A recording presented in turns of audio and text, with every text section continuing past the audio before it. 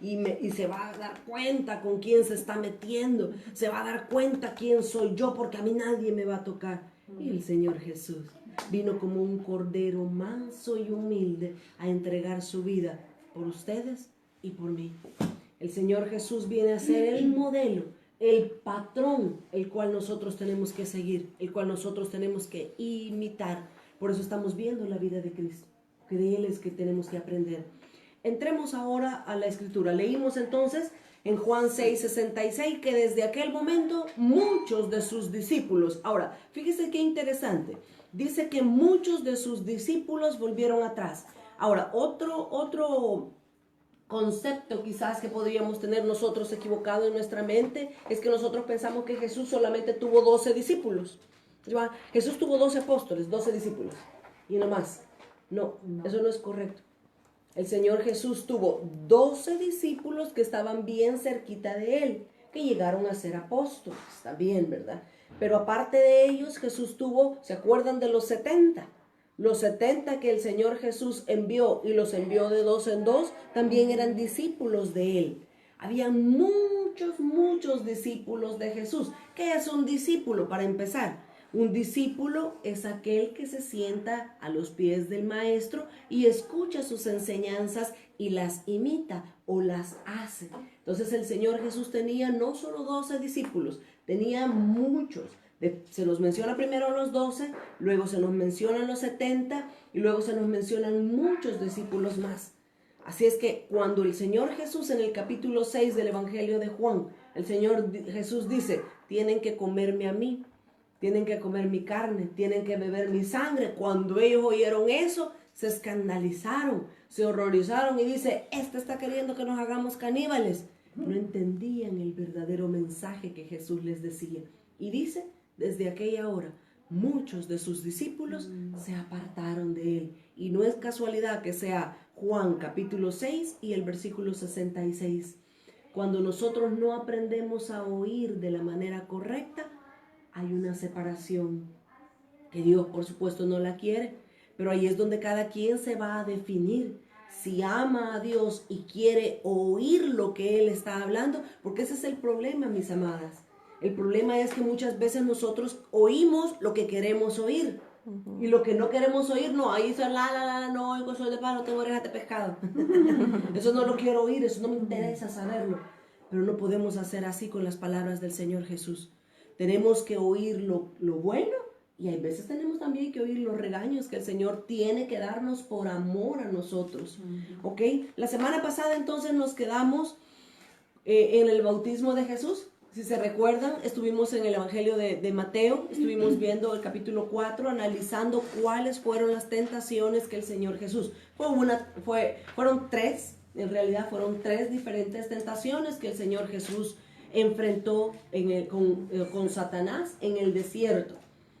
En primer lugar, Jesús fue tentado en su cuerpo. Todos los seres humanos, incluyendo a Jesús porque era ser humano también, aunque tenía la naturaleza divina, la naturaleza de Dios, pero el Señor Jesús también era como nosotros, de carne y hueso como nosotros, teniendo su naturaleza humana heredada de su madre María. Así es que el Señor Jesús, al igual que nosotros, y nosotros al igual que Jesús, somos trinos, tenemos tres partes, espíritu, alma y cuerpo. Y en esas tres partes vamos a ser también nosotros probados, vamos a ser nosotros tentados. Y dice 1 Tesalonicenses capítulo 5 y el versículo 23, dice la Escritura que nosotros tenemos que ser santificados en estas tres áreas también. 1 Tesalonicenses capítulo 5 y el versículo 23. ¿Lo tiene, hermana? ¿Quién lo tiene? ¿Alguien lo tiene? ¿Todavía no? Okay. 5:23. 1 Tesalonicenses. El mismo Dios de paz ese os mismo santifique por completo, y todo vuestro ser, espíritu, alma y cuerpo sea guardado irreprensible para la venida de nuestro Señor Jesucristo. Este versículo ya lo hemos hablado en otras ocasiones. Ya hemos visto que Dios desea que seamos santos. Santos significa separados, apartados y consagrados para Dios. Dios quiere que nosotros seamos santos no solo en el espíritu, no solo en el alma. aún en nuestro cuerpo, Dios también quiere lograr santidad para nosotros.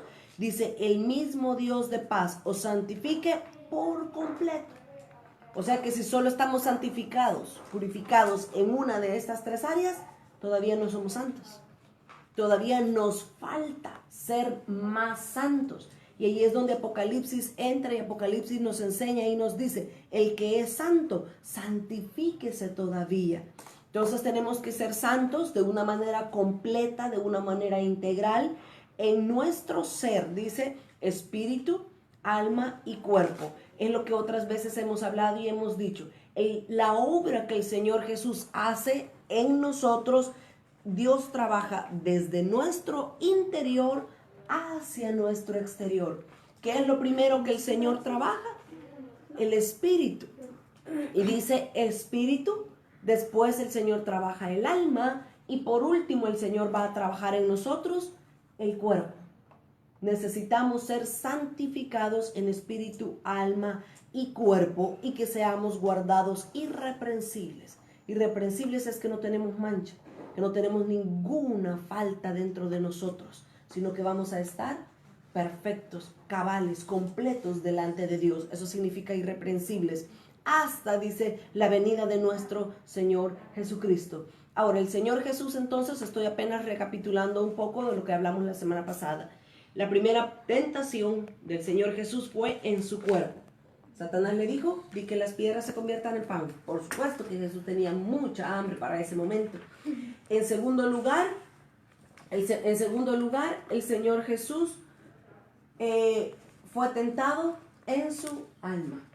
Él fue tentado en su alma. Satanás lo llevó al pináculo del templo y le dijo, si eres verdaderamente el Hijo de Dios, tírate de cabeza porque escrito está. Y Satanás le citó la Biblia literalmente a Jesús. Mucho mejor que varios cristianos de hoy en día que no conocen la Biblia, ¿verdad? O que no conocemos la Biblia. Satanás le citó literalmente el Salmo 90, versículos 11 y 12. Lo tentó en el área de su alma. Pero la tercera tentación fue en el espíritu. Una vez más, el osado o el atrevido del enemigo de Satanás fue donde Jesús y le dijo, adórame, todos estos reinos de aquí te voy a dar si postrado me adorases. ¿Y qué dice Juan? Dice que el Padre anda buscando los verdaderos adoradores, los que le adoren en espíritu y en verdad. Nosotros nos conectamos, nos comunicamos con Dios por medio de nuestro espíritu. Y el diablo lo que le pedía a Jesús es, adórame, dame alabanza. Y por supuesto que el Señor Jesús lo derrotó como todas las veces anteriores, citándole la palabra. Tenemos como hijos de Dios que aprender, que conocer la palabra y citar la palabra en el momento correcto. Tenemos que discernir en qué momento voy a aplicar un versículo y en qué momento voy a aplicar otro versículo. No podemos como el apóstol Pedro, como Pedro el discípulo, vamos a decir, ¿verdad? No podemos andar como Pedro sacando nuestra espada y cortándole a todos las orejas, agarrando la Biblia y cuadrando a todos. Porque ¿qué le dijo Jesús? Le dijo, Pedro, guarda tu espada, porque al que a hierro mata, a hierro muere. Y dice otra escritura, con la medida con que tú mides, con esa serás medido y con una cuarta más. Así es que si queremos andarle citando la Biblia a toda la gente, la Biblia dice que no se ponga pantalones, pues cuídate, porque de repente te van a dar ganas de ponerte pantalones a ti, por poner un ejemplo sencillo, ¿verdad? No que sea malo ponerse pantalones, por supuesto. Ahora, cuando andamos tratando de medir a los demás, acuérdate, y con esa misma medida te van a medir a ti y todavía con una cuarta más. Es más, el problema de los fariseos, de los escribas y de los sacerdotes con Jesús era precisamente eso, que ellos eran muy religiosos, ellos eran cuadrados y querían que todos se metieran a conocer la ley y a cumplir la ley en sus propias fuerzas, como lo hacían ellos. Y Jesús les enseñó un día y Jesús les dijo, hagan lo que ellos dicen, pero no lo que ellos hacen. Así es que tengamos cuidado de vivir un cristianismo verdadero. Y como les he dicho en otras ocasiones, ser cristiano no es ir el domingo a la iglesia, cantar, alabar y ya serví a Dios y me regreso a mi casa a gritar, a maltratar a mis hijos, a atender mal a mi marido, a pelearme con los vecinos. Ser cristiano realmente es vivir a la altura de lo que Dios pide que yo haga y que yo sea. ¿Queremos ser buenos cristianos? Aprendamos de la vida de Cristo. El Señor Jesús venció, el Señor Jesús derrotó al enemigo usando la espada, usando la palabra de la manera correcta, usándolo en el momento correcto. Vamos a entrar ahora a ver en el Evangelio de de Juan. Regresemos una vez más al Evangelio de Juan. La semana pasada entonces estuvimos viendo la tentación del Señor Jesús, vimos también el bautismo del Señor Jesús, pero ahora quiero que nos quedemos por lo menos el resto de la mañana, o lo que vamos a estudiar, nos quedemos en el Evangelio de Juan. Aquí en el Evangelio de Juan, él básicamente no registra el detalle que dio Mateo acerca de la tentación, acerca del bautismo de Jesús. Entonces quiero que lo veamos y que lo analicemos. Es como que si vamos a regresar un poquito atrás, ¿verdad? Pero quiero que veamos y analicemos esto porque es también bien importante. Juan da unos detalles que por supuesto los otros evangelios no lo dan. Vamos a leer capítulo 1 de Juan desde el versículo 19 y vamos a leer hasta el versículo 34. Juan 1, 19 hasta el 34. Este es el testimonio de Juan. Cuando los judíos enviaron a Jerusalén sacerdotes y levitas para que le preguntasen, ¿tú quién eres? Confesó y no negó, sino confesó, yo no soy el Cristo. Y le preguntaron, ¿qué pues? ¿Eres tú Elías? Dijo, no soy. ¿Eres tú el profeta? Y respondió, no. Le dijeron, pues, ¿quién eres? Para que demos respuesta a los que nos enviaron, ¿qué dices de ti mismo? Dijo, yo soy la voz de uno que clama en el desierto, enderezad el camino del Señor, como dijo el profeta Isaías. Y los que habían sido enviados eran de los fariseos. Y le preguntaron y le dijeron, ¿por qué pues bautizas si tú no eres el Cristo, ni Elías, ni el profeta? Juana respondió diciendo, yo bautizo con agua, mas en medio de vosotros está uno a quien vosotros no conocéis. Este es el que viene después de mí, el que antes de mí, del cual yo no soy digno de desatar la correa del calzado. Estas cosas sucedieron en Betabara, al otro lado del Jordán, donde Juan estaba bautizando. El siguiente día vio Juan a Jesús que venía a él, y dijo, he aquí el Cordero de Dios, que quita el pecado del mundo. Este es aquel de quien yo dije, después de mí viene un varón, el cual es antes de mí, porque era primero que yo. Y yo no le conocía más para que fuese manifestado a Israel. Por esto vine yo bautizando con agua. También dio Juan testimonio, diciendo, vi al Espíritu que descendía del cielo como paloma, y permaneció sobre él. Y yo no le conocía, pero el que me envió a bautizar con agua, aquel que dijo, sobre quien veas descender el Espíritu y que permaneciere sobre él, ese es el que bautiza con el Espíritu Santo. Y yo le vi y he dado testimonio de que este es el Hijo de Dios. Ok, ese es el relato que Juan da, diferente al de los otros escritores, ¿verdad? Mateo, Marcos o Lucas. Juan, en primer lugar, los primeros versículos del 19 en adelante, nos enseña algo, nos muestra algo. Que llegaron una compañía de fariseos que enviaron a Juan el Bautista a una compañía de gente para preguntarle quién era. Acordémonos que los judíos hasta el día de hoy todavía están esperando al Mesías. Entonces ellos pensaron que Juan era el Mesías.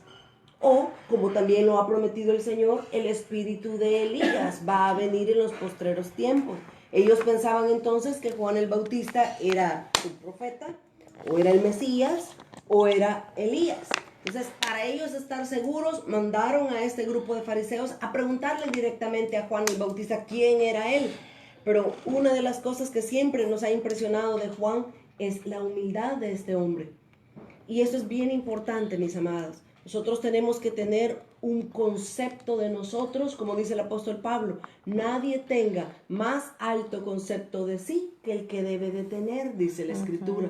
Tenemos que aprender a reconocer quiénes somos en Cristo. Tú y yo no somos, ay, no, yo no soy nadie, no, yo no puedo nada. No, no, no, tú tienes importancia. Tú vales la sangre de Cristo, tú eres hija de Dios. Entonces tú tienes que reconocer, tienes que saber cuál es tu identidad en Dios. porque vales la sangre del Hijo de Dios. Amén. Entonces no te puedes andar creyendo y andar pensando, no, yo no soy nadie. No, miren lo que Juan habla, lo que él testifica, y él sabía quién era él. Yo dice, no, yo no soy el Cristo, yo tampoco soy Elías, yo tampoco soy ningún profeta.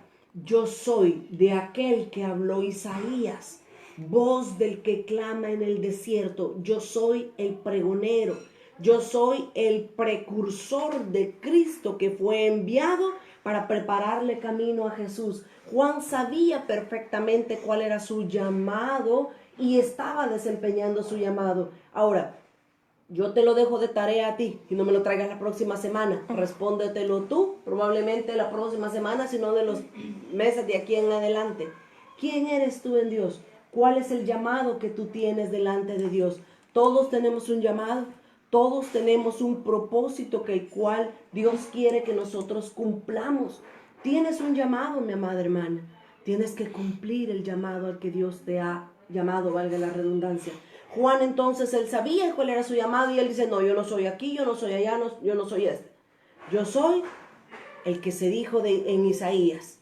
Yo iba a preparar el camino para el Mesías, para el Cordero de Dios. Así es que esa es la respuesta, esa es la identidad que Juan el Bautista sabía acerca de sí mismo.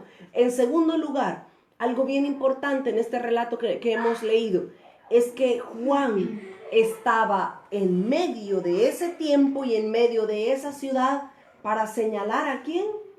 Al Cordero de Dios, para señalar al Mesías. Y esto requiere mucha humildad, porque todos queremos estar en la primera fila, todos queremos estar en la primera banca, todos queremos ser los primeros en la foto. Pero Jesús dijo una vez, el que quiere ser el mayor en el reino, ¿qué tiene que ser? ¿El primero que sale en la foto? ¿El primero que llega a la iglesia? ¿El primero que se siente en la banca? No. Jesús dijo, si quieres ser el mayor en el reino de los cielos, tienes que servir. El servidor es el mayor. De hecho, hay un versículo donde dice, no, dijo Jesús, no hay ningún hombre tan grande como Juan el Bautista. Ningún hombre nacido de mujer que sea tan grande como él, dijo Jesús. Pero yo les digo esto, dijo Jesús, que cualquiera que se humilla, cualquiera que sirve, es mayor que Juan el Bautista. Dijo. Imagínense. Jesús estaba reconociendo y estaba diciendo, nadie es más grande que Juan el Bautista. Pero si tú sirves en el reino de Dios, tú mismo vas a ser más grande que Juan el Bautista. Qué desafíos los que el Señor nos trae, ¿verdad? Qué desafíos los que el Señor nos presenta en su palabra. Pero que Dios nos dé la gracia, porque cuando Él nos llama a hacer algo, Él también nos capacita. Él nos da la gracia para cumplir el llamado que Él tiene para nosotros. Así es que Juan sabía quién era y en segundo lugar, él dice, yo les voy a señalar al Cristo. Y esto fue bastante difícil también para los sacerdotes y los fariseos de ese tiempo. Dice el versículo que ya nos leyó Yanecita, dice en el versículo 28 y 29, estas cosas sucedieron en Betábara, al otro lado del Jordán, donde Juan estaba bautizando. El siguiente día, dice, vio Juan a Jesucristo que venía a él. ¿Y qué dijo cuando Juan lo vio? Inmediatamente cuando Juan vio a Jesús, lo señaló y dijo, he aquí, el Cordero de Dios que quita el pecado del mundo. Ahora, mis amadas, yo me pongo a pensar en este pasaje y yo digo, Juan les estaba diciendo claramente a todos en ese momento, ahí está el Mesías, ahí está el Cordero de Dios, el que quita el pecado del mundo. ¿Y por qué no lo entendieron? ¿Por qué lo crucificaron? ¿Por qué lo mataron? ¿Por qué lo aborrecían? ¿Saben cuál es el problema? Muchas veces el problema está aquí en la mente. El problema está acá, en nuestros pensamientos, porque nosotros ponemos un cuadro y quedamos encerrados en ese pensamiento y decimos, no, el Mesías va a ser así, así, así. De hecho, los fariseos y todos los judíos, los sacerdotes, esperaban al Mesías y lo siguen esperando hasta el día de hoy.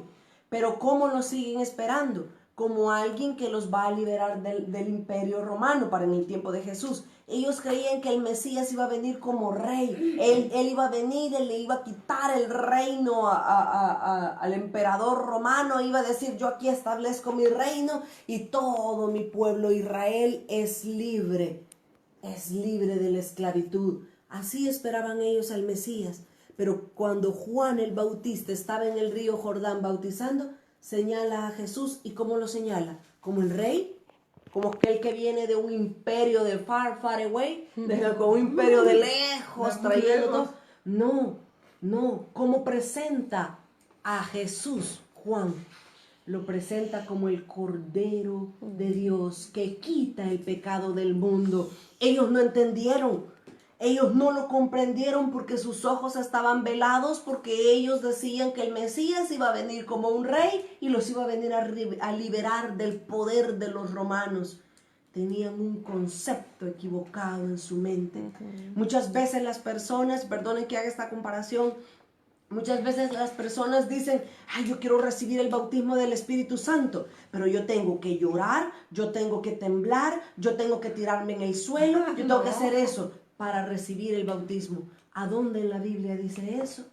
¿A dónde dice? El concepto está mal. El concepto está mal entendido en nuestra mente y comenzamos a poner a Dios en nuestros patrones. Y decimos, es que primero se tiene que convertir y después tiene que recibir el Espíritu Santo.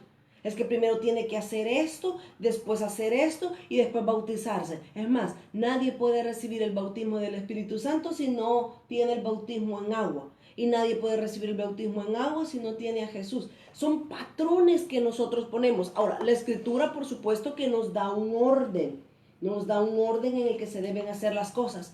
Pero ¿cómo puedes decirle tú al Espíritu Santo qué es lo que va a hacer?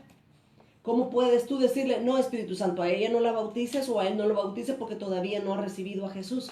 No podemos encerrar a Dios en nuestros conceptos, porque eso fue lo que le pasó al pueblo de Israel. Eso fue lo que les pasó a los fariseos. No reconocieron, no supieron entender que era el Mesías, porque venía como un cordero. Y como un cordero que iba a venir a dar su vida en expiación por toda la nación. Ellos hasta el día de hoy están esperando al Mesías. Qué duro, ¿verdad? Qué triste seguir en espera de algo que ya sucedió, de algo que ellos tuvieron la bendición y el privilegio de ver con sus ojos, quizás tocar con sus manos, pero no, ¿cómo va a ser el Hijo de Dios si nació en Belén, en Nazaret, allá se crió, allá vivió? Era un carpintero, ¿cómo va a ser el Hijo de Dios? Por un concepto equivocado en la mente. Cuidémonos, por favor, de no ponerle reglas a Dios y de no encajonar a Dios. Dios va a hacer un milagro si esto sucede. Dios va a hacer tal cosa si yo soy bueno. Es más, hay gente que dice, no, yo no voy a buscar a Dios porque yo soy muy malo. ¿Y quién dice que Jesús viene por los buenos? Jesús ha venido por los malos. Si estamos tú y yo en su reino, pues por nosotros ha venido. ¿Cómo hay veces uno tiene un concepto equivocado acerca de Dios? Juan entonces presenta a Jesús claramente cuando llegó Jesús a ser bautizado y dice, este es el Cordero de Dios que quita el pecado del mundo. Y luego dice el versículo 31, dice Juan, y yo no le conocía, lo que dijimos la semana pasada, ¿verdad? Que ¿cómo habrá sido esto? Porque básicamente Juan el Bautista y Jesús eran primos. Elizabeth era la prima de María y no se conocían. Como niños no se conocían, como adultos no se conocían. Y Juan dice, yo no le conocía, mas para que fuese manifestado a Israel, por esto vine yo bautizando con agua, dice. Y luego dice el versículo 32 al final, lo voy a leer el 32. También Juan dio testimonio diciendo, vi al Espíritu. Dice Juan, yo lo vi, mis ojos lo vieron. Vi al Espíritu que descendía del cielo como paloma y permaneció sobre él. La Trinidad, el Espíritu Santo, el Padre no se apartaron de Jesús durante todo su ministerio. La Trinidad, perdón, el Espíritu Santo y el Padre se apartaron de Jesús cuando Jesús estaba colgado en un madero, siendo maldición por todos nosotros. Jesús y el Espíritu Santo, perdón, el Padre y el Espíritu Santo se retiraron de Jesús. Por eso es que Jesús clama y dice, Elí, Elí, lama sabactani. ¿Por qué te has apartado de mí? Qué duro, ¿verdad? Qué duro tener la presencia de Dios y del Espíritu Santo sobre tu vida durante el ministerio, pero un momento se aparte de ti. No queremos eso, ¿verdad? Jesús lo experimentó, Jesús lo vivió, porque era parte del llamado que Dios le había hecho a su vida. Así es que fue duro ese momento para Jesús. Fue sumamente duro cuando el Padre y el Espíritu Santo se apartan de él. Y luego dice el versículo 33, y yo no le conocía. Por segunda vez dice Juan, yo no le conocía, pero él que me envió a bautizar con agua, dice, aquel me dijo, sobre quien veas descender el Espíritu Santo y que permanece sobre él, este es el que bautiza con el Espíritu Santo. Y dice Juan, y yo le vi y he dado testimonio de que este es el Hijo de Dios. Qué precioso como Juan presenta al Señor Jesús. Juan habla acerca de cuando fue bautizado, pero luego no toca. En lo absoluto toca cuando el Señor Jesús fue al desierto por el Espíritu y fue tentado por el diablo en el Espíritu. Nada de eso, dice Juan. Él se centra en otras cosas, por eso es que no podíamos dejarlo de lado el testimonio que da Juan, ¿verdad? Pasemos al siguiente punto, mis amadas. ¿Estamos bien hasta acá? ¿Hay alguna pregunta? ¿Algún comentario? Era el Salmo 90, 11 y 12. Así es, el que el Señor Jesús citó en la tercera de las tentaciones, ¿verdad? Pero que era para el alma. Sí, que para el espíritu. Para el espíritu. Perdón, sí, para el alma. Para el alma. Ajá. ¿Salmo 90 o 91? Yo puse 90, 11 sí, y ahora, 12, pero no me da. Sí, pues sí, es el 91, perdón. Era 91. Sí, el Salmo 91, sí, 11 y 12. Sí, perdón, me equivoqué en esa cita. Y también esta niña lo tiene. Lo tiene en 90. Yo nada más tengo 91. No, está chiquita. Sí, ya ahorita le decimos que lo corrige entonces. El Señor Jesús entonces es Salmo 91, 11 y 12. Así es. Y yo dije el Salmo 90. Para que lo corrijas también, es el Salmo 91. Yo dije era el Salmo 90, pero no, es el 91. Salmo 91, 11 y 12. Pasemos entonces ahora y veamos el llamado que el Señor Jesús les hace a los primeros discípulos. Vamos a ver cómo lo presenta Juan, el Evangelio de Juan, cómo presenta este suceso. Leamos por favor Juan capítulo 1, vamos a leer desde el versículo 31 y ahora sí vamos a leer hasta el versículo 51. 1:31. Perdón, 35. 35, 51. Sí. Okay. El siguiente día otra vez estaba Juan y dos de sus discípulos. Y mirando a Jesús que andaba por ahí, dijo, «He aquí el Cordero de Dios». Le oyeron hablar los dos discípulos y siguieron a Jesús. Y volviéndose Jesús y viendo que le seguían, les dijo, «¿Qué buscáis?». Ellos le dijeron, «Rabí», que traducido es maestro, «¿dónde moras?». Les dijo, «Venid y ved».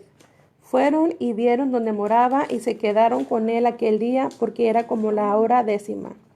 Andrés, hermano de Simón Pedro, era uno de los dos que habían oído a Juan y habían seguido a Jesús. Este halló primero a su hermano Simón y le dijo, «Hemos hallado al Mesías», que traducido es el Cristo. Dame un momentito, muñeca. Ahora, quiero que veamos. Aquí el Señor Jesús va a llamar a sus primeros discípulos. Yo quiero que por favor le pongamos atención a estos detalles de la Escritura. Los versículos que ya nos leyó Janet dice que cuando habían ciertos discípulos con Juan el Bautista, eran discípulos ¿de quién? De Juan, ¿sí? Dice el versículo 37, le oyeron hablar los dos discípulos y siguieron a Jesús. ¿Eran discípulos de quién? de Juan, no eran discípulos de Jesús. Estamos en Juan 1 y el versículo 37, ¿verdad? Voy a leer el 35. Dice, el siguiente día otra vez estaba Juan el Bautista, ¿verdad? Y dos de sus discípulos. Y el 37 dice, y le oyeron hablar. Dos de los discípulos y siguieron a Jesús. ¿Cuántos discípulos habían? Dos. Uno de ellos se menciona su nombre. En el versículo 40, dice, Andrés, hermano de Simón Pedro, era uno de los dos discípulos. Ok, pongamos por favor atención para que no nos confundamos. Estos fueron los primeros discípulos que el Señor Jesús llamó. ¿Cuáles eran? Eran Andrés y un discípulo que no se menciona su nombre ahorita. ¿Ok? Llevamos dos. Luego después dice de que Andrés era hermano de ¿quién? De Simón Pedro. Entonces dice que Simón Pedro fue a donde su hermano Pedro y lo llamó. Ahora, ¿cuántos discípulos tenemos? Tres. Tenemos a Pedro, Simón Pedro, tenemos a Andrés y a un discípulo que no sabemos todavía quién es, ¿verdad? Avancemos, tengamos esto en mente. Llevamos tres. Y luego dice el versículo 42. Y le trajo a Jesús, y mirándole Jesús, dijo, tú eres Simón, hijo de Jonás, tú serás llamado Cefas, que quiere decir Pedro. El siguiente día quiso Jesús ir a Galilea y halló a Felipe, y le dijo, sígueme. Y Felipe era de Betsaida, la ciudad de Andrés y Pedro. Felipe halló a Natanael y le dijo, hemos hallado a aquel de quien escribió Moisés en la ley, así como los profetas, a Jesús, el hijo de José, de Nazaret. Natanael le dijo, ¿de Nazaret puede salir algo bueno? Le dijo Felipe, ven y ve. Cuando Jesús vio a Natanael que se le acercaba, dijo de él, he aquí un verdadero israelita, en quien no hay engaño. Le dijo Natanael, ¿de dónde me conoces? Respondió Jesús y le dijo, antes que Felipe te llamara, cuando estabas debajo de la higuera, te vi. Y respondió Natanael y le dijo, Rabí, tú eres el Hijo de Dios, tú eres el Rey de Israel. Respondió Jesús y le dijo, ¿por qué te dije, te vi debajo de la higuera, crees? Cosas mayores que estas verás.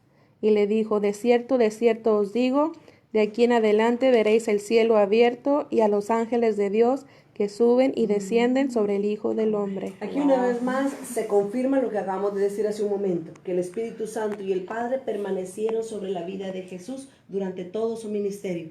Jesús se lo confirma a Felipe y a Natanael y le dice, desde ahora en adelante verás que el cielo abierto y los ángeles de Dios que suben y descienden sobre el Hijo del Hombre. Wow. El sueño de Jacob. El sueño también de Jacob se estaba cumpliendo con Jesús. Imagínense cuánto detalle nos da la Escritura. Ahora, veamos, terminemos. Teníamos tres discípulos, ¿verdad? Que el Señor Jesús llamó. Primero, dos discípulos, que era Andrés y uno que todavía no sabemos quién es. Luego llamó, ¿a quién? A Pedro, que era el hermano de Andrés. Luego el cuarto llamó ¿a quién? Felipe. A Felipe. Y por último, ¿quién fue el que estaba debajo de la higuera? Natanael. Eran 5 los primeros de los discípulos. Ahora, vamos a revelar quién era el que no se menciona el nombre. Del que no se menciona el nombre, se cree que es Juan, el discípulo amado, el escritor del Evangelio. Por decoro, por prudencia, cuando uno escribe, no va a decir, ahí estaba yo junto con todos los demás. No, ¿verdad? No, sino que así, ¿verdad? Un poco disimuladamente, ¿verdad? Los hermanos iban, ¿verdad? Entonces, como él lo estaba escribiendo, Juan, el discípulo amado, estaba escribiendo el Evangelio de Juan. Entonces dice, 2 de sus discípulos mencionó a su compañero, que era Andrés. Pero dice más adelante, dice, yo di testimonio. Ahorita lo vamos a ver en el capítulo 2, de Juan, que dice Juan, se menciona y dice, yo doy testimonio de estas cosas. Dice, ahí sí se menciona, ¿verdad?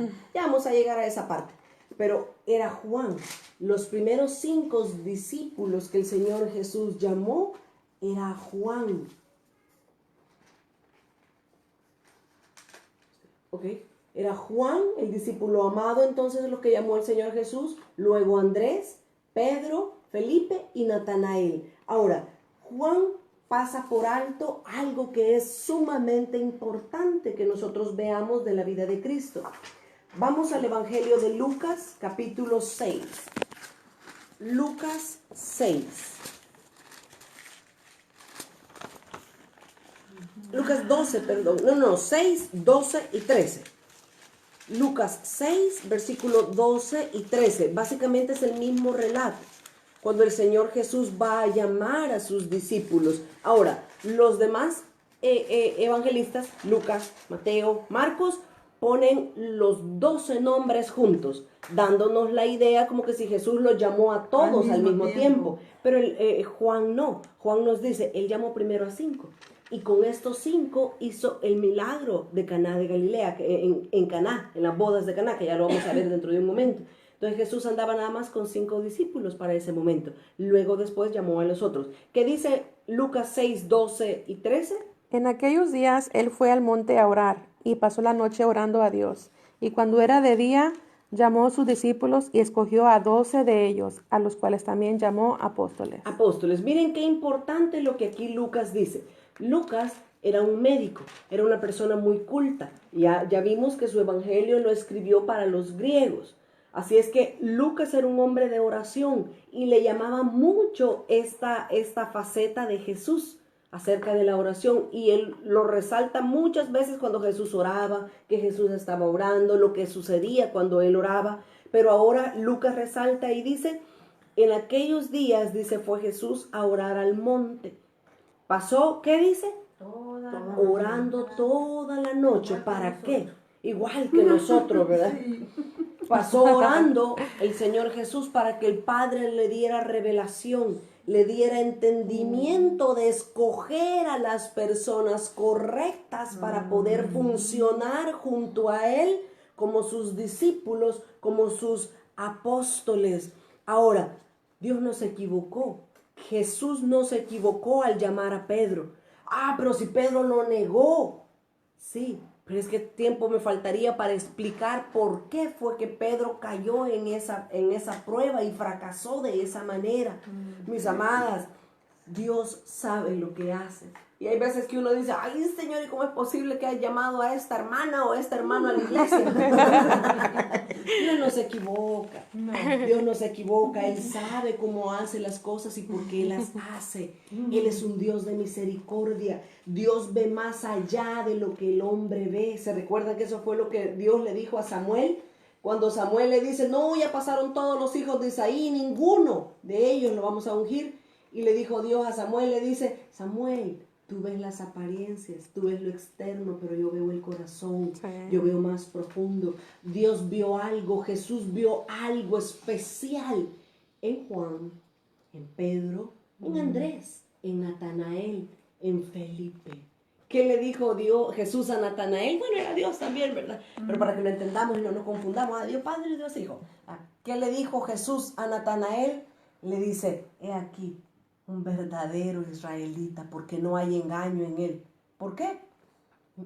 Natanael vio, habló lo que él sentía. No era hipócrita, lo voy a disfrazar. Y dice, no, Natanael dijo lo que era. Y dice Jesús, no hay hipocresía en Natanael. ¿De Nazaret puede salir algo bueno? Sincero, Natanael.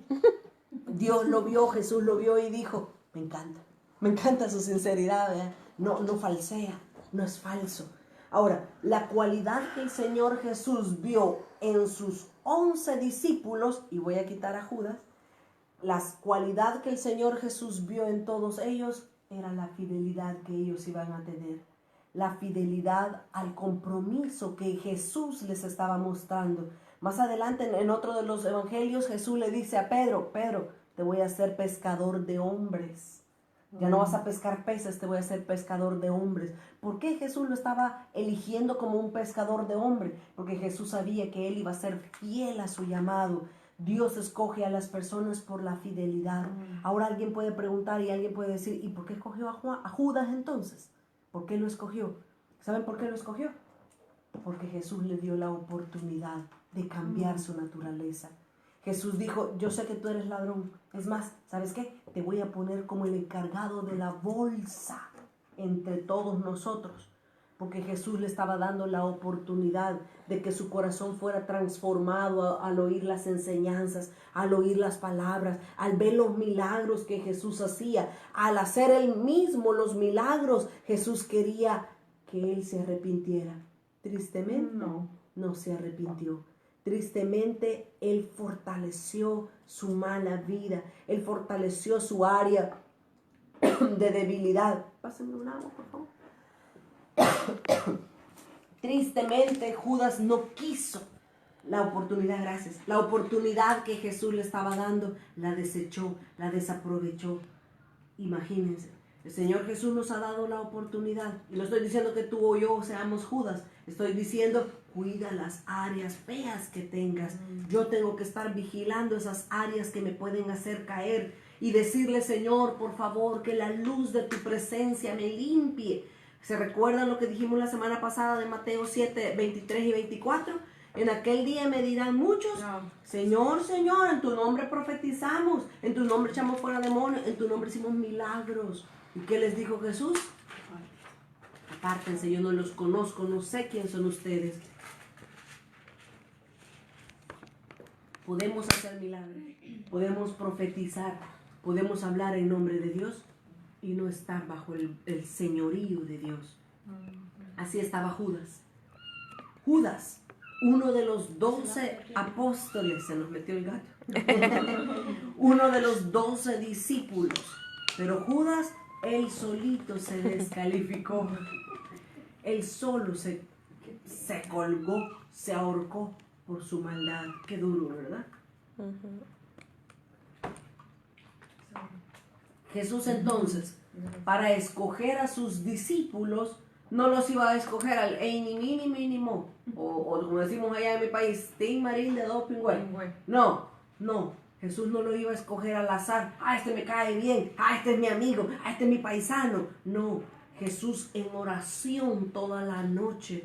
¿Has orado toda una noche para oír la voluntad de Dios para tu vida? Muchas personas, y todas nosotras estamos casadas, por eso lo voy a mencionar, probablemente alguien de los que nos ve no está casada. Alguien dice, este muchacho me gusta, esta muchacha me gusta, ya con este me voy. No, pregúntale a Dios, tómate el tiempo, tómate por favor la responsabilidad de preguntarle a Dios cuál es su voluntad para tu vida. El Señor Jesús iba a tomar una decisión sumamente importante. Iba a escoger a los discípulos más cercanos a él, a los 12. Acuérdense que después tenía 70, después se habla de 500 discípulos más y después se habla de más. Acuérdate de preguntarle al Señor cuál es su voluntad para tu vida. No podemos andar ahí, yo voy a hacer lo que me dé la gana a mí nadie me va a mandar. A mí nadie me va a decir, ni mi esposo me tiene que decir lo que tengo que hacer. Estás en rebelión, estás siendo rebelde. Tienes que aprender a sujetarte a las autoridades. Tienes que aprender a someterte. Ni Jesús, que era el Hijo de Dios. Jesús no dijo, yo voy a coger lo que yo quiero, yo me voy a dormir porque tengo sueño. No, Jesús pasó en oración toda la noche. Y el día siguiente llamó a los que el Padre le dijo. Imagínense qué responsabilidad para nosotros. Aprender a oír la voz de Dios y tomar las decisiones correctas. Mucha gente dice, es que yo solo fracaso, es que Dios no me quiere porque solo cosas malas me pasan. No es que Dios no te quiera, es que no le has preguntado cuál es su voluntad. Te has metido en camisa de 11 varas porque ahí querías estar. Eso es lo que tú querías hacer. No, yo esto quiero hacer y punto. Nadie me diga lo que tengo que hacer. Y después echándole la culpa que Dios no te quiere, que Dios no te da cosas buenas. Qué difícil, ¿verdad? Somos como seres humanos. Jesús entonces, para escoger a sus discípulos, oró toda la noche. Y cuando llegó la mañana, dice, y cuando era de día, estoy en Lucas 6:13, y cuando era de día, llamó. Y los llamó con seguridad, porque ya había orado y había pedido a Dios instrucción en la soledad de la noche. Y cuando era de día, llamó a sus discípulos y escogió a 12. ¿Por qué escogió Jesús a 12?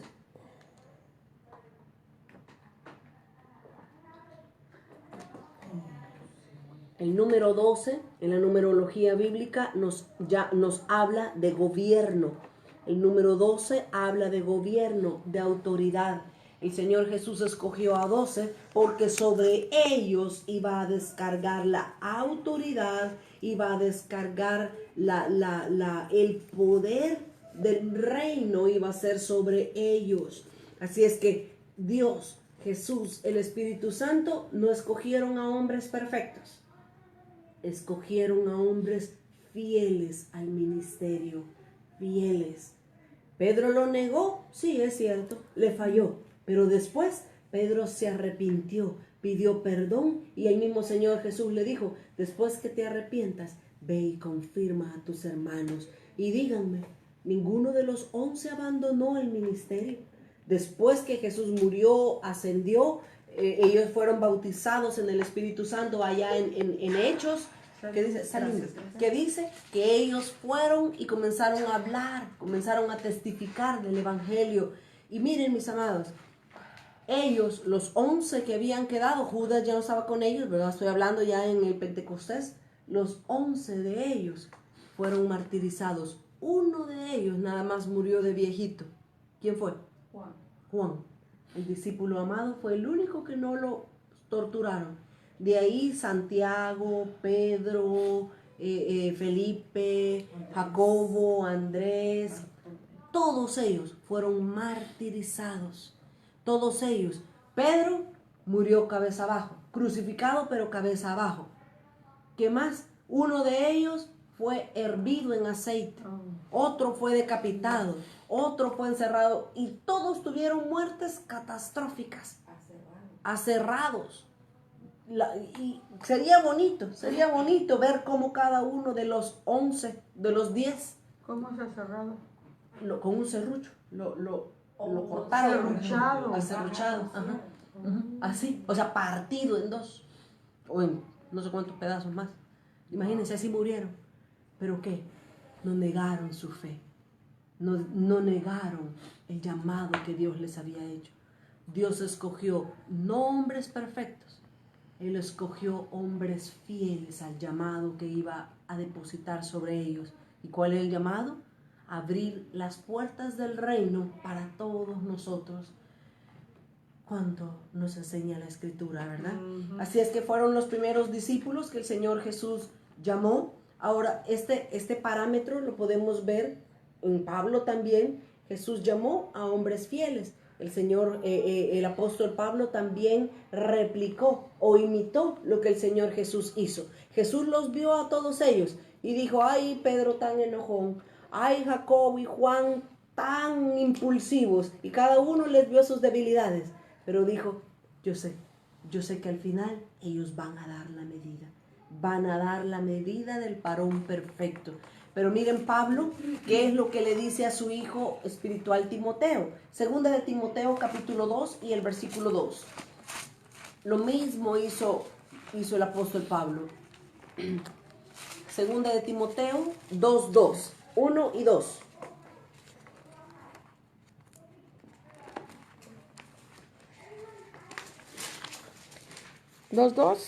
Lo que has oído de mí ante muchos testigos, esto encarga a hombres fieles, que sean idóneos para enseñar también a otros. ¿Ok? Lo que Jesús hizo también. ¿Qué escogió? Hombres fieles. El apóstol Pablo estaba haciendo lo mismo que el Señor Jesús con su hijo Timoteo y con los que iban a llamar al ministerio. Dice, lo que has oído de mí ante muchos testigos, esto encarga a hombres, ¿qué? Perfectos. A hombres estudiados. No, a hombres fieles. Dios anda buscando fidelidad. Dios busca fidelidad en los que quiere que le sirvan. No es el mucho conocimiento, no es, mire todos los títulos que yo tengo. No, a Dios no le interesa eso. A Dios lo que le interesa es la actitud correcta, y es una actitud de fidelidad. Dice, encarga a hombres fieles que sean idóneos para enseñar también a otros. Eso es lo que Dios quiere. No que ande buscando protagonismo. Si dice, hermano, puede ir a enseñar. ¿cuántos hay? ¿Cuánto le van a cobrar? ¿Cuánto me van a pagar? No. Dios dice, no estás siendo fiel. Estás viendo tus propios intereses, no los míos. Dios quiere hombres fieles. Dios quiere mujeres fieles al ministerio que Él nos ha encomendado. Aún y cuando te cueste tu cabeza. Aún y cuando te crucifiquen. Aún y cuando te aserren, te corten en dos. ¿Vas a ser fiel hasta la muerte? Que Dios nos dé la gracia para poder ser fieles hasta la muerte que Él había elegido para nosotros, ¿verdad? Ok, ¿estamos bien entonces, mis amados? ¿Estamos bien? Regresemos al Evangelio de Juan. Estamos en el Evangelio de Juan. Vimos cómo entonces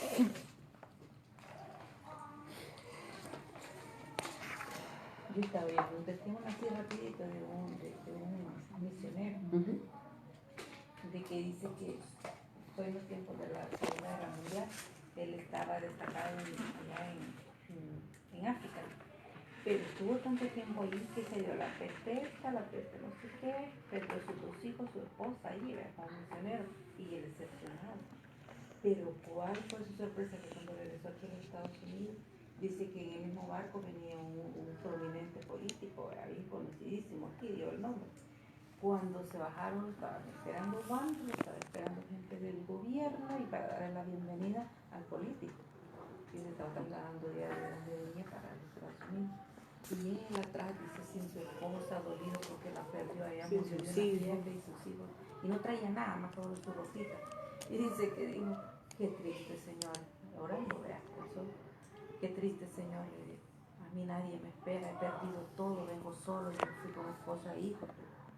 Y dice que caminando iba por el muelle cuando la voz de Dios le dijo, ellos reciben aquí lo que les toca, pero lo tuyo lo tengo guardado cuando vengas a mi presencia. Que bien lo vea. Pero la fidelidad del hombre dice hasta perder todo por llevar el evangelio. Y eso vamos a ver, eso vamos a hablar más adelante. Aquí ahorita vamos a entrar al capítulo 2 y cuando lleguemos al final del capítulo 2 del Evangelio de Juan vamos a ver.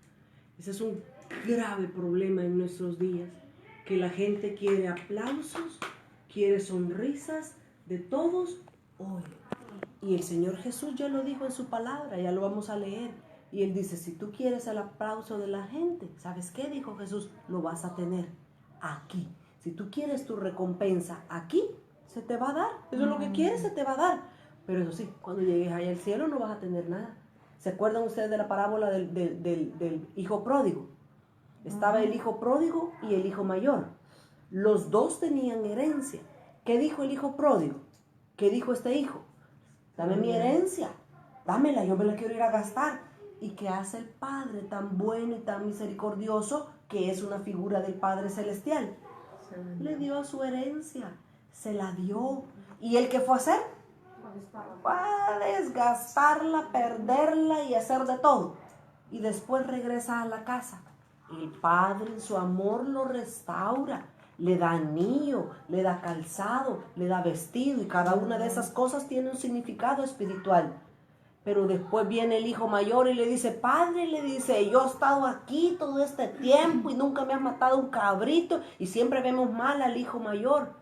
Siempre lo vemos mal y decimos, uy, qué malo. No, espérate.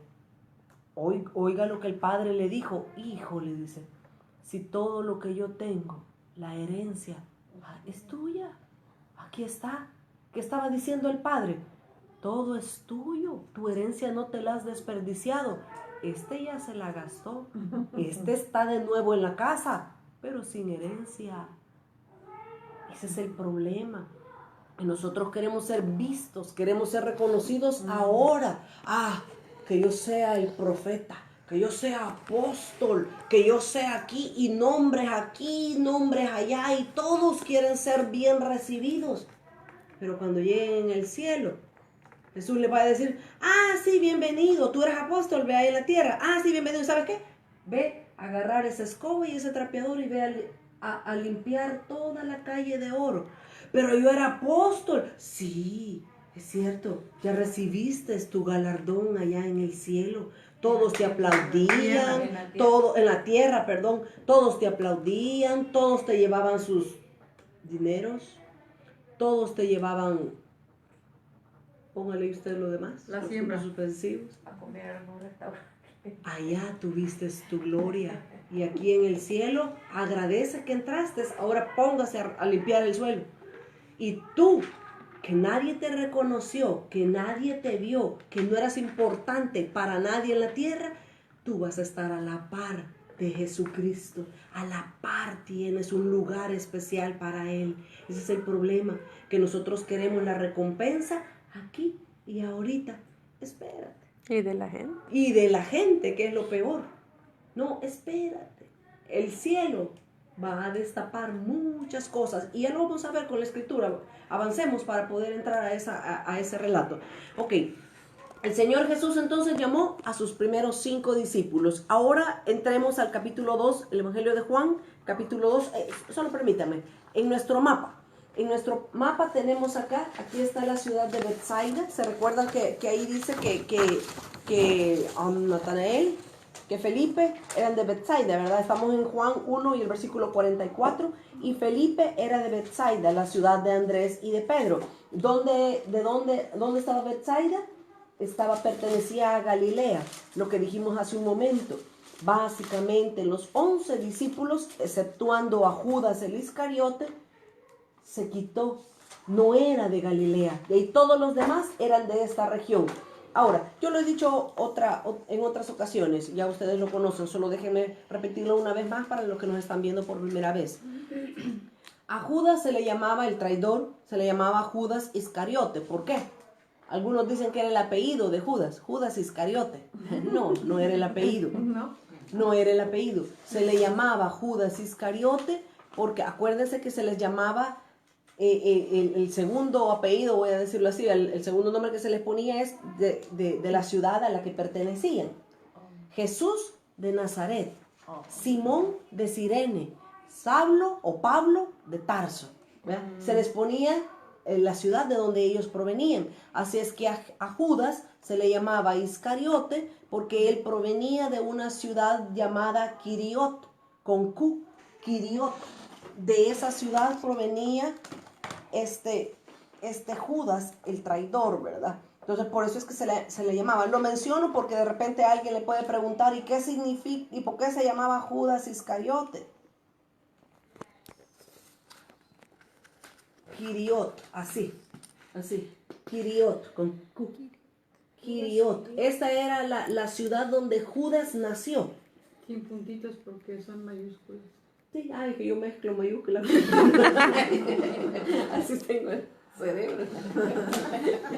Ok, entonces Quiriot era la ciudad donde nació Judas, de donde provenía él. Por eso se le llamaba Judas Iscariote. ¿Ok? Ese es uno de mis tantos defectos. ¿Qué hizo? Sí. Ok, sigamos entonces. Ahí tenemos, ¿verdad? Ya ubicamos aquí en Betsaida. De aquí era Felipe, Andrés y Pedro, ¿verdad? De Betsaida. Y los demás eran de la misma zona, de ahí de Galilea. Únicamente Judas no, era de otro lugar, ¿verdad? Felipe, Pedro y que eran de Betsaida. Felipe, Pedro y Andrés. Y Andrés. Ajá. Ahí lo dice en el versículo 44. Dice, y Felipe era de Betsaida, la ciudad de Andrés y de Pedro. 1:44 de Juan, así es. Ok, entremos ahora a este primer milagro de Jesús. Acuérdense que ahorita Jesús estaba iniciando su ministerio. Jesús estaba dándose a conocer en estos momentos ya para todo el pueblo de Israel. Ya tenía 5 discípulos, ya él iba creciendo en su ministerio. Vamos a leer capítulo 2 del Evangelio de Juan, capítulo 2 del versículo 1 hasta el verso 11. Al tercer día se hicieron unas bodas en Caná de Galilea, y estaba allí la madre de Jesús. Y fueron también invitados a las bodas Jesús y sus discípulos. Y faltando el vino, la madre de Jesús le dijo, no tienen vino. Jesús le dijo, ¿qué tienes conmigo, mujer? Aún no ha venido mi hora. Su madre dijo a los que servían, haced todo lo que os dijere. Y estaban ahí 6 tinajas de piedra para agua, conforme al rito de la purificación de los judíos, en cada una de las cuales cabían 2 o 3 cántaros. Jesús les dijo, llenad esas tinajas de agua, y las llenaron hasta arriba.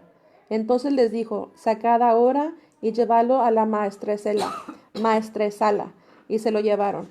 Cuando el maestresala probó el agua hecha vino, sin saber él de dónde era, aunque lo sabían los sirvientes que habían sacado el agua, llamó al esposo y le dijo, todo hombre sirve primero el buen vino, y cuando ya han bebido mucho, entonces el inferior, mas tú has reservado el buen vino hasta ahora. Este principio de señales hizo Jesús en Caná de Galilea y manifestó su gloria, y sus discípulos creyeron en él. Ok, qué precioso relato, ¿verdad? Este básicamente es el primer milagro que el Señor Jesús hace. Ahora, ubiquémonos en el mapa. ¿Dónde fue? En Galilea, dice en Caná. Aquí está Caná y ahí está arribita Galilea, ¿verdad? Aquí está Caná. Ahí fue donde el Señor Jesús hizo su primer milagro, ¿ok? Ya teniendo ubicados en el mapa y en nuestra mente dónde se originó, vamos a comenzar a ver y analizar este primer y gran milagro que el Señor Jesús hizo. Dice el versículo 1, al tercer día. Voy a citar el versículo 1 y el versículo 11 de este capítulo. Dice, al tercer día se hicieron unas bodas en Caná de Galilea. Ponga atención, y estaba ahí la madre de Jesús. Y luego dice el versículo 11, este principio de señales hizo Jesús en Caná de Galilea y manifestó su gloria y sus discípulos creyeron en él. Ok, ahora, gracias. El Señor Jesús iba a comenzar su ministerio con este milagro.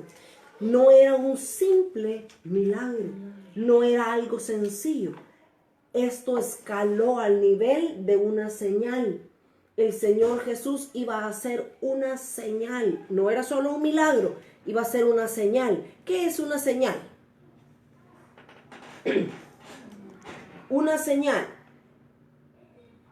El propósito de una señal es preparar el escenario.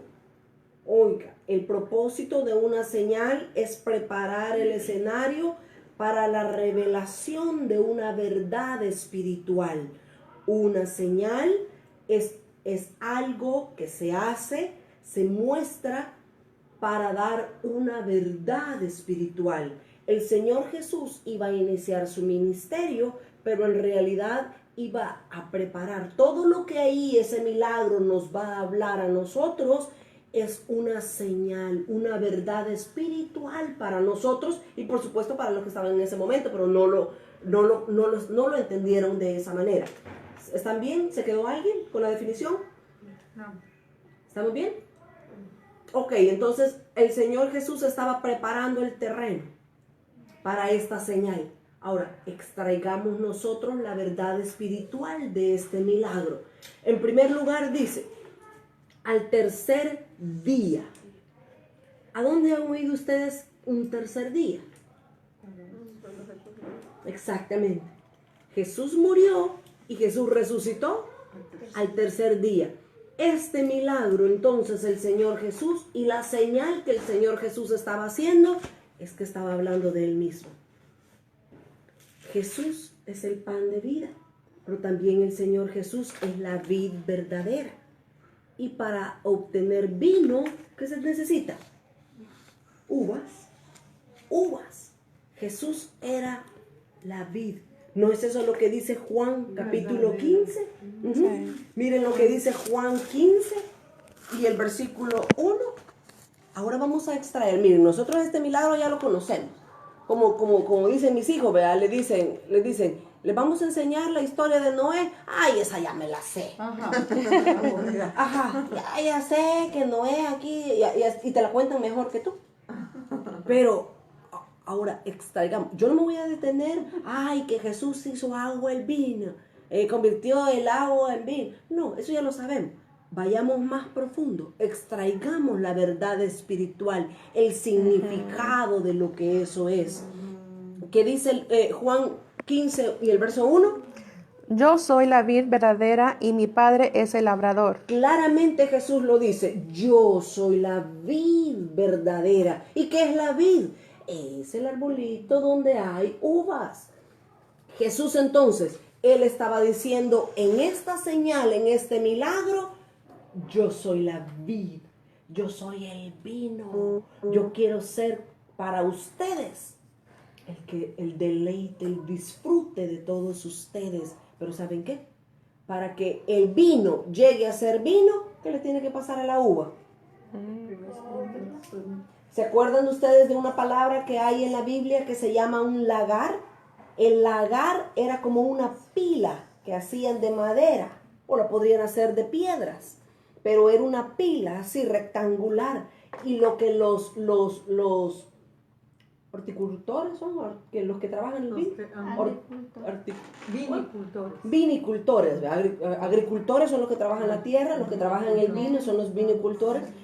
Ellos arrancan los racimos de uva, le quitan por supuesto los palos, vean los palitos, y echan todas las uvas en ese lagar. Y se suben y las pisan. Exactamente, artesanalmente, o sea, en el tiempo de Jesús, hoy por supuesto que hay maquinaria, ¿verdad? Pero artesanalmente, ellos después que tenían ese lagar lleno de uvas, venían con sus pies bien lavaditos y sus uñitas bien recortadas, pero se metían y comenzaban a machacar las uvas. Y allá al final tenía un orificio, ¿verdad? Con un chorrito, voy a decir así. Y ahí él iba cayendo el vino, el jugo que ellos machacaban con sus pies, iba cayendo en un depósito. Y luego lo fermentaban y ese era el vino. Y la cáscara la hacían torta. Y la cáscara la podían poner como abono, o hacían otras cosas, o bueno, torta, como usted dice, ¿verdad? Entonces, ahora, pero la idea central de lo que yo estoy hablando es que Jesús estaba diciendo, esta primera señal que voy a hacer en el ministerio es hablando acerca de mí mismo. Yo voy a ser la uva que ustedes van a arrancar, van a tirar en el lagar y que todos ustedes mismos van a machacarla para poder tener un vino sabroso, excelente. Pero ¿saben qué? Después de 3 días yo voy a resucitar. Al tercer día, dice, hicieron unas bodas hablando del milagro de la resurrección. Avancemos. Otra cosa importante. Dice que estaba ahí la madre de Jesús. Ahora, aquí quiero enfatizar algo que es bien importante, porque la religión o la tradición dice y citan este pasaje diciendo, ya ven, a Jesús por María, porque Jesús fue la que le fue a decir a Jesús, María fue la que le fue a decir a Jesús que hiciera vino. Mentiras, ahí no dice eso. Dice, María estaba ahí, dice la madre de Jesús. Y luego dice en el versículo 3, y faltando el vino, la madre de Jesús le dijo, no tienen vino. Pero ¿qué le respondió Jesús? ¿Qué le respondió, Enita? ¿Qué tienes conmigo? ¿Qué tienes conmigo, mujer? Aún no ha venido mi hora. Miren, esto me encantó. ¿Saben por qué? Porque la semana pasada estuvimos hablando de que cuando Jesús estuvo siendo tentado en el desierto, el diablo quería que Jesús hiciera milagros. ¿Se acuerdan? Él dice, si eres el Hijo de Dios, di que las piedras se conviertan en pan. Si eres el Hijo de Dios, tírate y va a mandar a sus ángeles. Si eres el Hijo de Dios, adórame. Satanás estaba moviendo a Jesús a hacer milagros. Y la semana pasada lo dije y ahora lo vuelvo a repetir. Satanás no le tiene miedo a las personas que hacen milagros. Satanás le tiene miedo a las personas que obedecen a la voluntad de Dios.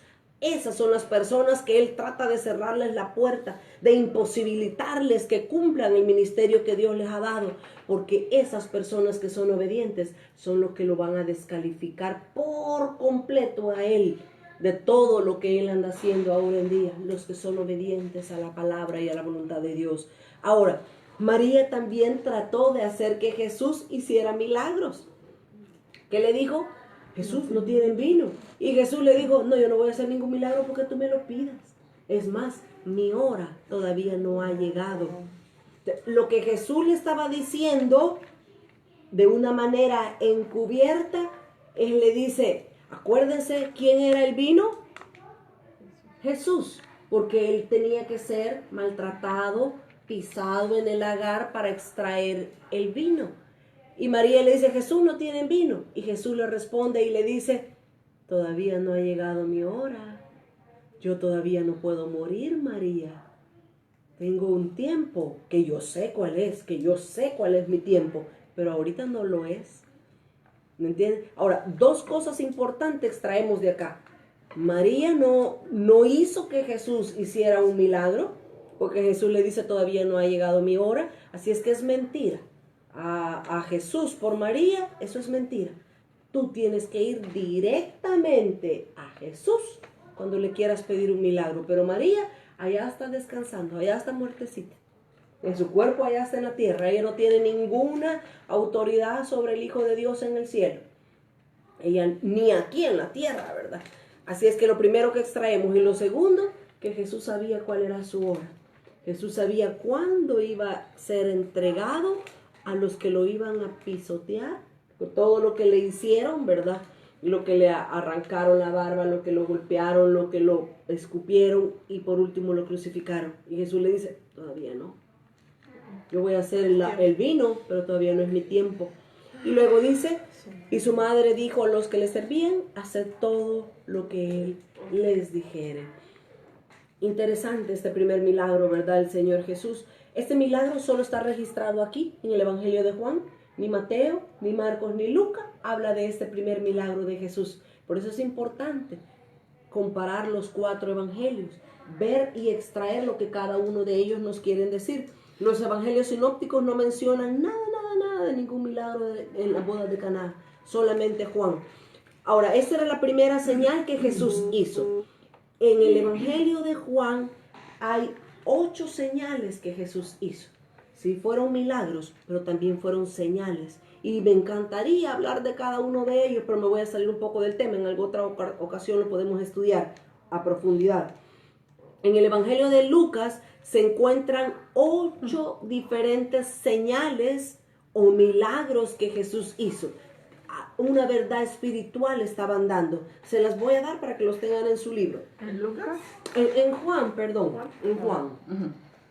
En el Evangelio de Juan hay 8 milagros o señales que Jesús hizo que tienen una verdad espiritual. La primera de ellas es precisamente esta. Jesús convierte el agua en vino. Está en el capítulo 2 del versículo 1 al 11. Que tienen una verdad espiritual. Así es para nosotros, que son milagros o señales. La primera, cuando Jesús convierte el agua en vino. Capítulo 2 del versículo 1 al 11. La segunda señal,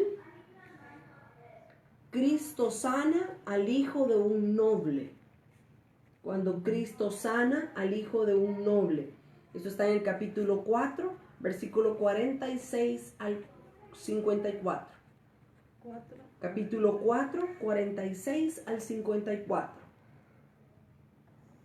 La tercera señal es cuando Cristo sana al hombre paralítico. ¿Se acuerdan? El que estaba allá en el lago de Bethesda.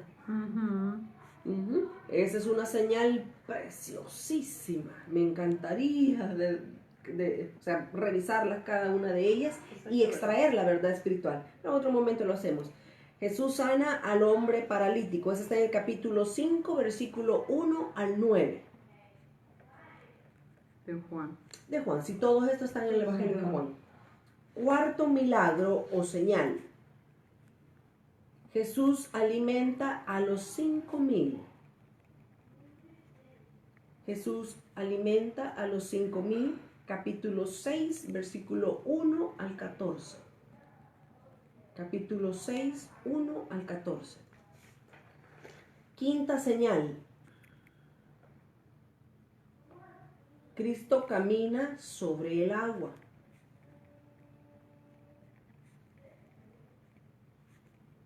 Cristo camina sobre el agua.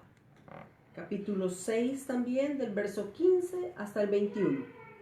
6, 15 al 21. Sexta señal. Cristo sana al hombre ciego de nacimiento. Cristo sana al hombre ciego de nacimiento. Este está en el capítulo 9, del 1 al 41. Capítulo 9, del 1 al 41. Vamos con la séptima señal. Cristo resucita a Lázaro. Capítulo 11, del 1 al 44. 11 del 1 al 44. Y la última señal, la octava señal, Cristo y la pesca milagrosa de 153 peces. Cristo y la pesca milagrosa de 153 peces. Eso está en el capítulo 21 y en el versículo 11.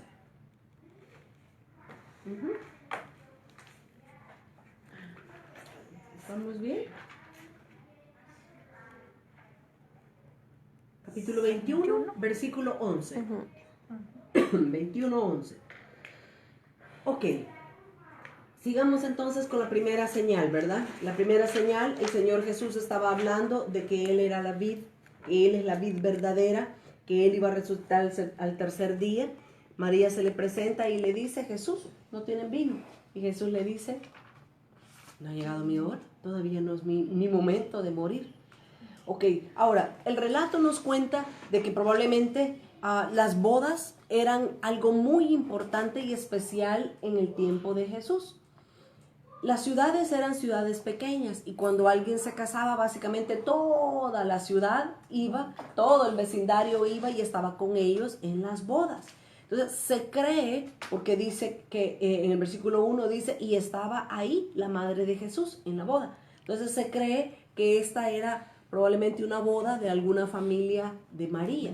Entonces ella incluso se sentía como responsable de que no había vino, tanto que le fue a decir a Jesús. Era la anfitriona. Era de una de las anfitrionas, ¿verdad? De la boda.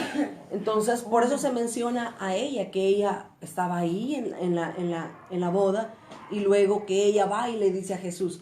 Ahora, María se acercó a Jesús no porque quería mandarlo, no porque quería obligarlo, sino que ella se acercó a él porque él era el hijo mayor, ¿se recuerdan?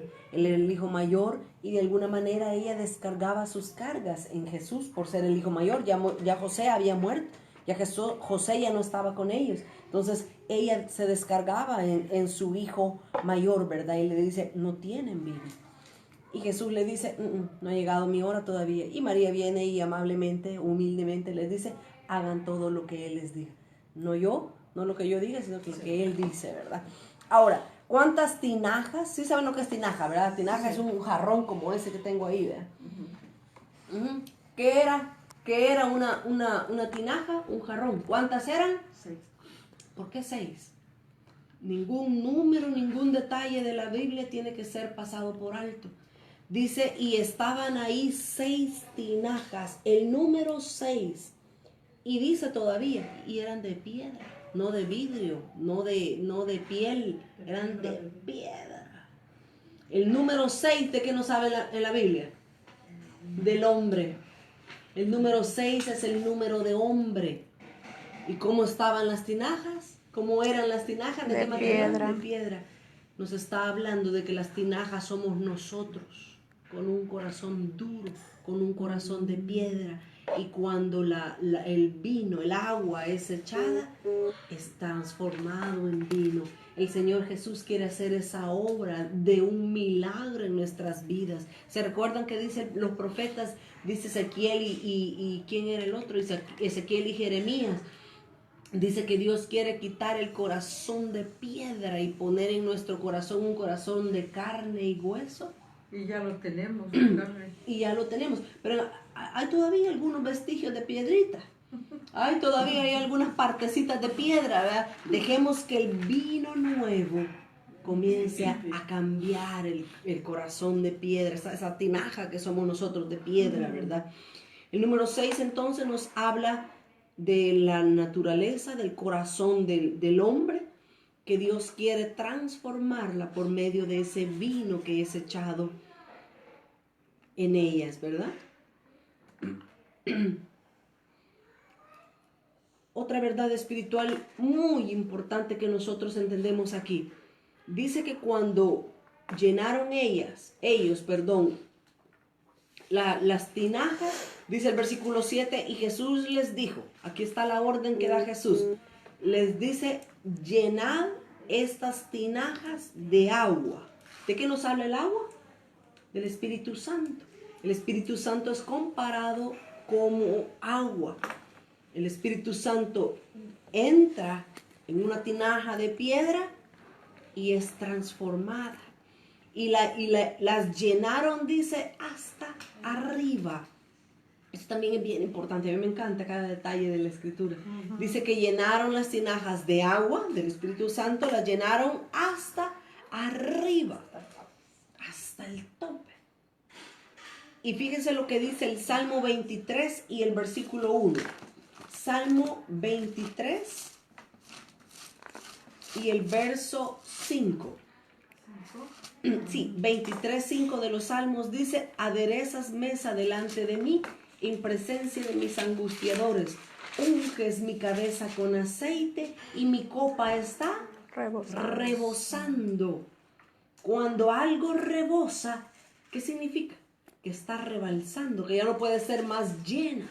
El Señor Jesús dijo entonces, llenen las tinajas de agua. Y luego dice, y las llenaron hasta arriba. Eso es lo que el Señor Jesús quiere hacer con cada uno de nosotros.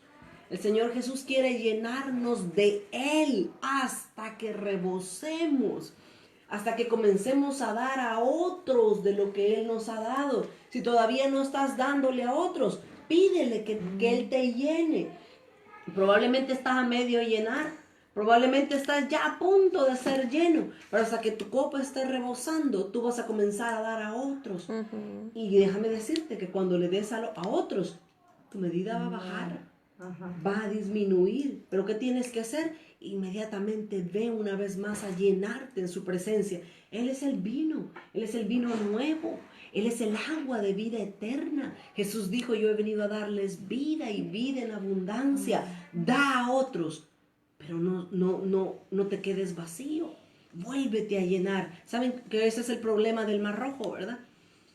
Del Mar Muerto. Aquí tenemos el Mar Muerto. Es el último que está acá. Aquí tenemos el Mar de Galilea. Fíjense esto. Aquí está el Mar de Galilea. Aquí abajo está el Mar Muerto. Pero acá, ¿quién conecta a los dos mares? ¿Quién los conecta? El río Jordán. El río Jordán. Aquí hay vida en el Mar de Galilea. Hay peces, hay vida, ahí iba a pescar Pedro, ahí fueron a pescar, y más chiquito, exactamente. Ahora, ¿cuál es el problema de este? Este mar tiene su salida, aquí había un pequeño laguito también, ve arriba, pero el laguito tiene su salida y va para el Mar de Galilea. Luego el Mar de Galilea tiene su salida por el río Jordán y llega al Mar Muerto. Ahora, cuando llega al Mar Muerto, las aguas, ¿sabe qué le pasa? Se mueren. Las aguas al llegar al Mar Muerto se mueren, porque aquí no hay salida, no hay ningún otro río, no sale a dar a ningún otro río o a otro mar. Por eso se le llama el Mar Muerto, porque no hay vida en él. Cuando tú no das lo que Dios te da, tú te mueres. Y ahí aplíquelo a todas las áreas. Si Dios te bendice a ti económicamente, bendice a las demás personas para que tu río siga fluyendo. Si tú no tienes que dar como Pedro, como Juan y como yo, ¿sí? ¿Se acuerda que dice? No tengo oro ni plata, pero lo que tengo te doy. Recibe sanidad. No necesariamente tenemos que dar dinero. Lo que Dios nos da, tenemos que darlo. Pero mantente dando a los demás. Dinero, amor, gozo, predicación, da lo que Dios te da. y no te vas a quedar como el mar muerto. Aunque No sea te vas a- usado, cuando me han dado a mí cosas usadas. Sí, cuando, ajá. Aunque sea usado, ¿verdad? Y usted ha ido a bendecir mucha gente allá y ya no lo seguimos haciendo, ¿verdad? Ya no lo seguimos I'm haciendo sorry. más Hay que hacerlo para no quedarnos muertos. para no quedarnos muertos. Así es que, ¿qué dice? Que las tinajas tenían que estar llenas hasta arriba. Ahora, hay otra verdad espiritual más que tenemos que verla. Dice, Jesús les dijo entonces, sacad ahora y llevarla. Saquen el agua que habían depositado, sáquenla y llévensela. Cuando ellos sacaron, los sirvientes sacaron, wow, nosotros pusimos agua, pero ahora es vino. Y van y se lo entregan a Jesús. Se lo entregan al maestresala, al que estaba organizando toda la fiesta, se lo dan a él y él lo prueba. Y él dice, wow, manda a llamar a todos al novio. Así dice el versículo 9. Cuando el maestresala probó el agua hecha vino, sin saber él de dónde era, aunque sí lo sabían los siervos, los sirvientes que habían sacado el agua, llamó al esposo. El maestresala llamó al esposo y le dice, todo hombre sirve primero el buen vino. Y ya cuando todos están borrachos, cuando todos están ebrios, cuando todos han bebido mucho, entonces saca el inferior. Mas tú, le dice, has reservado el buen vino hasta ahora. Lo que el maestresala está diciendo, el Señor Jesús lo quiso dejar, Dios lo quiso dejar registrado en su palabra porque tiene un significado espiritual para nosotros. Dice la Escritura, vamos por favor, Ageo capítulo 2 y el versículo 9. Ageo 2, 9.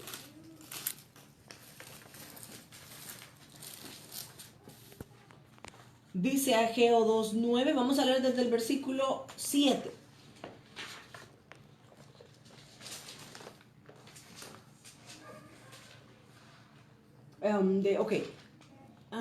Ok, vamos a leer desde el 7, desde el 6 voy a leer. Porque así dice Jehová de los ejércitos, de aquí a poco yo haré temblar los cielos y la tierra, el mar y la tierra seca, y haré temblar a todas las naciones, y vendrá